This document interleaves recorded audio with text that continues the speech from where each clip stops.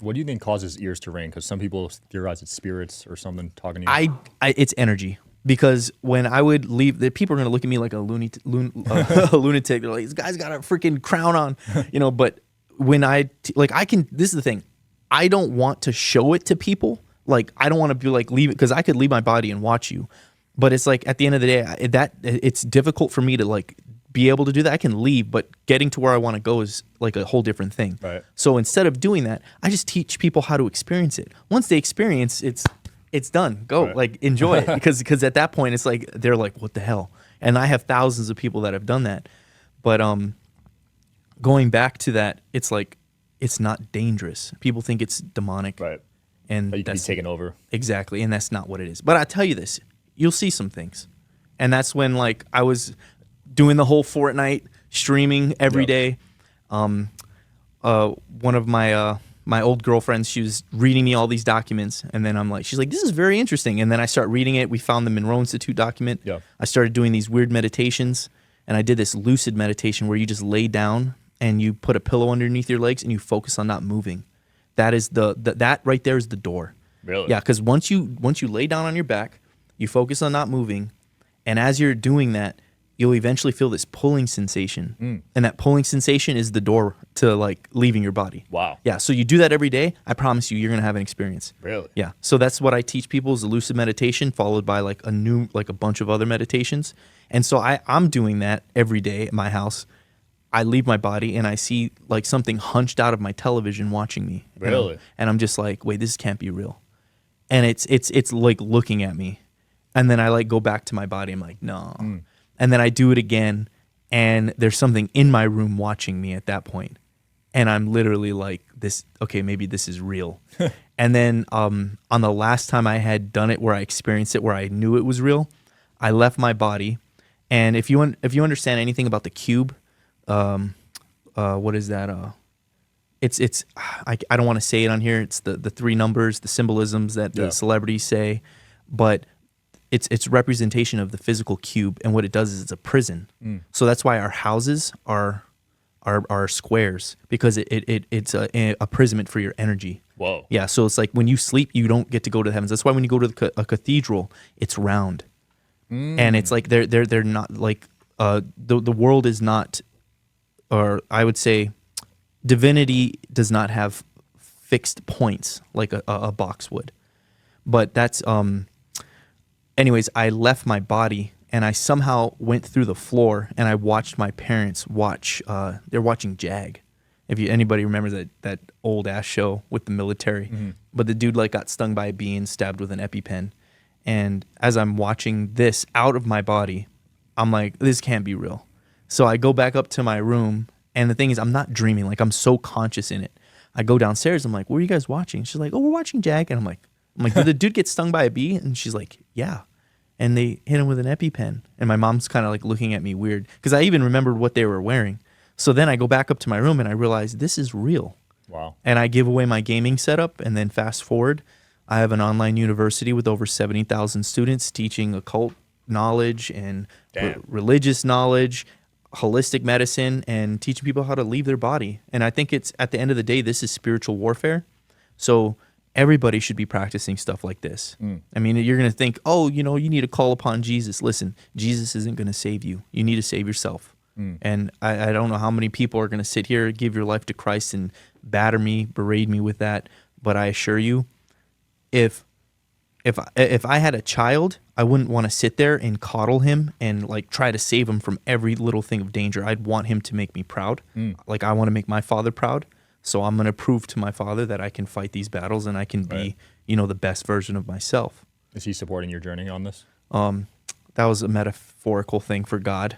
But, got it. I wish I knew who my biological father was, but I'm adopted by my auntie and uncle, and they did a really good job, Nice. But at the same time, it's like, it's funny because it's like I'm on television, or not television, but online doing podcasts.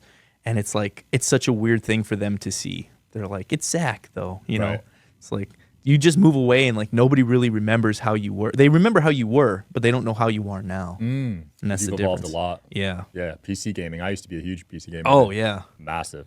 Yeah, it's like when they come over to my house in Hawaii, it's like they're all in the twilight zone. Right. You know, they just like, he's doing something illegal, Yeah. you know. Are they still a little brainwashed, you think? I wouldn't say brainwashed. My mom's very optimistic, and it's like once the sicknesses start to come in, they're retiring. You know, I think that it's like, I feel like when you go to a doctor, they're just gonna. I tell people this all the time. When you talk to your doctor, they're gonna tell you a bunch of sophisticated stuff. It's gonna go over your head, and then they're gonna eventually recommend some kind of treatment. Right. And that's how they get you. Mm. And that's exactly what we see today. Yeah. And at that point, it's like, if you feel safer doing that, I can't force people, you know. But what I do is tell people I have a protocol, and it's just real simple. I said, hey, before that treatment, give yourself a week. Just do this, you know. And it's just to try to make yourself healthier.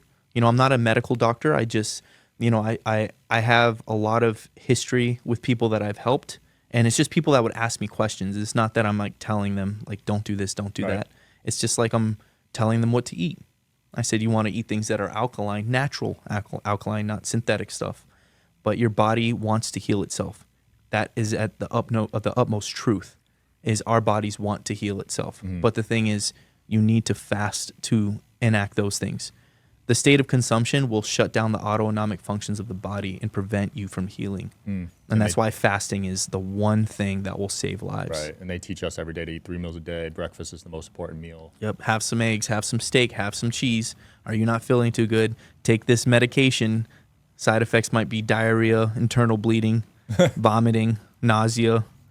Like, and then like, oh, well, we'll give you more medications to stop those things. Yeah. Next thing you know, you're a sophisticated pill popper. Average you know? 6-year-old is on, I think, 10 or it might be more now. Damn. 10 medicines. That's crazy. Yeah, that's a lot, right? That is a lot.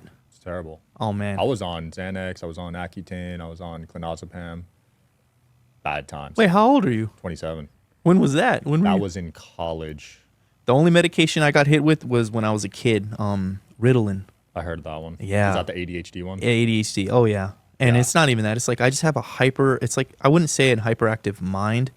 I just have 9 things going on in my head at all times. Right. And then like once I learned how to harness it, like I had never read like up until like high school, like until I needed to, you know, like I would pretend to read, Yeah. you know, I'd scan things. I Same. just didn't like Yeah. it, you know. Spark notes. Yeah. And then now it's like, now I can't stop reading, and it's just like I'm digesting things like crazy. And I think it's more of a superpower. And I think that's what it is. They want kids to be in this specific like area. And so if you excel too much, if your mind is too fast or too Right. sharp, they don't want that. They want to slow you down. 100%. Yeah. They told me I had ADHD in 4th grade, dude. Oh yeah. 4th grade. I was taking pills, I think, as early as 2nd or 3rd grade. Holy crap. Yeah, they got me early on. And my mom was like, my auntie that adopted me, she was like fighting for me. She was like, they were trying to put me in special ed after like 3rd grade. What? Yeah. Wow. Yeah. And I mean, And you're one of the smartest people I know, so thank you. that's pretty crazy. But yeah, no, and my mom's like telling them, she's like, he's not stupid. Like, stop. Like, no offense to people that are in special ed, you're not stupid. It's not that. It's like, that's just verbatim what my mom said to them. Yeah. And they like wrote like a whole thing on me. Like I think the principal, like at one point in time, I'll be honest, I was a troubled kid, Yeah. you know, but they wrote this thing, and the principal said something about me being a murderer when I get older. And my mom like lost it. She like wanted to sue them and Damn, stuff. that's pretty extreme. Yeah. And then after I graduated, I went to some school. I don't want to say it in here because I'm not trying to insult them, but it felt like I went to the beach like 3 times a week, and I had like math and history. Yeah. And then I realized it was like school for like special kids. And I Oh, like yeah. and it wasn't for special kids. It was just for kids that were like troubled. Slow, right? And they weren't even slow. They just were trouble. Oh, Like okay. when I went there, every single kid could have whooped my ass. Damn. Yeah. Like I'm like, why am I here? These kids are scary. They're terrifying me. And after I got out of 8th grade, I told her, I'm like, send me to like my high school, like with all my send me to high school with all my friends, and supposed friends, imaginary ones. The only friends I had in high school were like Oreos because I was a fat kid. Yeah, I can't see you relating to many kids the way you think. Yeah, and then so like when I got into high school, I almost failed my freshman year, but it was because of I took PE as like a core. I took that the summer before my That was freshman optional for you guys? year. Yeah, they had us. We could before our 9th grade year, you could take PE for Okay. get a credit, you know, and so I did that. And because of that, I didn't fail my freshman year. Wow. And then at some point in time, I guess something clicked. I was getting like A's and B's. It was easy. By the time I got into my senior year, I had like, I think 2 core classes with 4 electives. Like I was chilling. You were chilling. Yeah. Did you go to college? I went to college for 4 years. Oh, wow. That's Yeah. surprising to me. Yeah, I know. People were like, you're like, you don't have a degree. I said, I definitely don't have a degree. But like me going to college that long, like I ended up getting a really good job eventually. Like by the time I was, what is that?